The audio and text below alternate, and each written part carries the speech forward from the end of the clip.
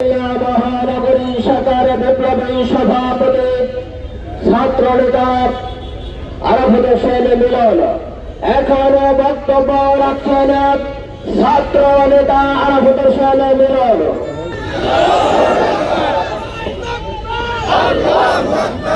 أعوذ بالله من الشيطان الرجيم بسم الله الرحمن الرحيم الحمد لله رب العالمين والصلاة والسلام على سيد المرسلين Saudi কাফেলা বাংলাদেশ জামাত ইসলামী খুলনা মহানগর শাখা কর্তৃক আয়োজিত জুলাই সনদের মসজিদ আভিনীর বিক্ষোভ মিছিলের পূর্ববর্তী এই সমাবেশে উপস্থিত আছেন খুলনা গণমানুষের জামাত ইসলাম মনোনীত খুলনা 3 আসনের সংসদ সদস্য পদপ্রার্থী অধ্যাপক মাহবুবুর রহমান উপস্থিত রয়েছেন। খুলনা 2 আসনের বাংলাদেশ জামাত ইসলাম মনোনীত সংসদ সদস্য পদপ্রার্থী অ্যাডভোকেট শেখ জাহাঙ্গীর হোসেন হেলাল, অন্যান্য নেতৃবৃন্দ, খুলনা মহানগরী শাখার বিভিন্ন প্রান্ত থেকে আগত নেতাকর্মী এবং শুভানুধ্যায়ী সকলকে শুভেচ্ছা জানিয়ে আমরা প্রধান উপদেষ্টাকে বলতে চাই 2024 সালের জুলাই গণ অভ্যুত্থান পরবর্তী ছাত্র জনতার রক্তের বিনিময়ে যে অভ্যুত্থান আমরা অর্জন করতে পেরেছি, অনেক আশা নিয়ে আপনাদেরকে বাংলাদেশের মানুষ রাষ্ট্রযন্ত্র পরিচালনার ক্ষমতার দায়িত্ব অর্পণ করেছেন। আমরা আপনাদের কাছে অত্যন্ত সুশৃঙ্খল এবং শান্ত স্থির ভাবে বলতে চাই, আমরা দেখতে পাচ্ছি কবির উত্তরার থেকে নতুন রাস্তাগামী একটি বিরাট মিছিল আমাদের সমাবেশের এখানে উপস্থিত হয়েছেন। আমরা সমাবেশের পক্ষ থেকে তাদেরকে আন্তরিক ধন্যবাদ এবং অনুরোধ জানাচ্ছি। বাংলাদেশ জামাত ইসলামী খালিশপুরের পক্ষ থেকে একটি মিছিল আমাদের মাঝে উপস্থিত হলেন। আমরা মিছিলে আগত সকলকে সমাবেশে শান্ত স্থিরভাবে দাঁড়ানোর আহ্বান জানাচ্ছে।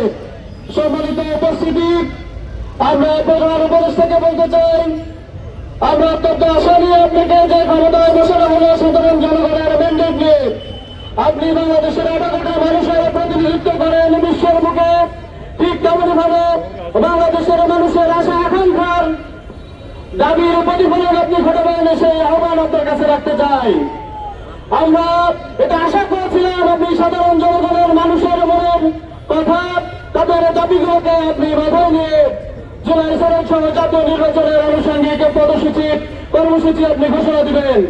কিন্তু অত্যন্ত নির্লজ্জভাবে এবং ব্যথিতভাবে আমরা লক্ষ্য করেছি বাংলাদেশ জামাত ইসলাম সহ সমমনা একটি দল যে প্রস্তাব আপনার কাছে পেশ করেছে জাতীয় নির্বাচনের আগে জুলাই সনদের আইনি ভিত্তি দেওয়ার জন্য গণভোট, সেই গণভোটকে আপনি জাতীয় নির্বাচনের সাথে সংমিশ্রিত করে আমাদের কাছে মনে হচ্ছে কোন একটি দলের প্রেসক্রিপশন এবং ভিন জাতি অথবা দিল্লির দাবিদারি ভারতের রায়ের কোন প্রেসক্রিপশন আপনি বাস্তবায়ন করার জন্য পায়তারা চালাচ্ছে। শেখ হাসিনার পরিণাম আপনাকে মনে রাখতে হবে। জাতীয় নির্বাচনের আগে অনতিবিলম্বে বাংলাদেশে একটি গণভোট হওয়া অত্যন্ত জরুরি।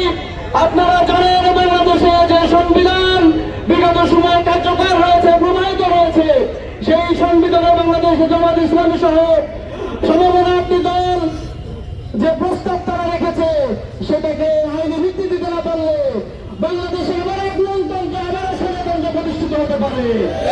সেটা যেন আর প্রতিষ্ঠিত হতে না পারে, এক গণতন্ত্র যেন কোনো রাজনৈতিক দল তাদের ব্যক্তি ইচ্ছা রাজনৈতিক দলের উদ্দেশ্য সাধন করে সোজাচারী মনোভাব রাষ্ট্রের সাধারণ জনগণের উপরে চাপিয়ে দিতে না পারে, সেই জন্যই জনগণের আয়োজন করা হয়েছে। কিন্তু আমরা লক্ষ্য করছি জাতীয় নির্বাচনের দিনে গণভোট দিয়ে এই জাতীয় নির্বাচনকে তারা এমন একটা পর্যায়ে নিয়ে যেতে চাচ্ছে, যারা ক্ষমতায় চলে যাবে তারা চাইলেও জুলাই গণঅভ্যুত্থানের এই জুলাই আইনি ভিত্তি দিতেও পারে, নাও দিতে পারে। কিন্তু আমরা আশঙ্কা করছি তারা যেহেতু ওইসব পিছন দিয়ে রেখেছে সেখানে তারা একনায়কতন্ত্র এবং স্বৈরতন্ত্র কায়েম করার গোপনে পায়তারা চালাচ্ছে। সাধারণ জনগণ মনে করে বাংলাদেশে পরপর 2 বার প্রধানমন্ত্রী থাকতে পারবেন না, একটি রাজনৈতিক দলের প্রধান একাধিকভাবে রাজনৈতিক দল এবং দেশের প্রধানমন্ত্রী হতে পারবেন না। এখানেও তারা পয়েন্ট অফ পিছন দিয়ে রেখেছেন, তার মানে তারা স্বৈরতন্ত্র কায়েম করার সকল প্রকার পরিকল্পনা এটা রেখেছে। আমরা চাষ কমে গেছে রে। আমরা অন্তর্বর্তীকালীন সরকার প্রধানকে বলতে চাই, অনতিবিলম্বে সাধারণ জনগণের এই চাপ এবং দাবিকে আপনারা দ্রুত বাস্তবায়ন করবেন। বয়া কার এটা? সেই আহ্বান দেখে আজকের এই বিক্ষোভ মিছিল পূর্ববর্তী সমাবেশ সফল এবং সার্থক হোক, এই চাপ রেখে আমি আবার বক্তব্য শেষ করছি। আসসালামু আলাইকুম ওয়া রাহমাতুল্লাহ।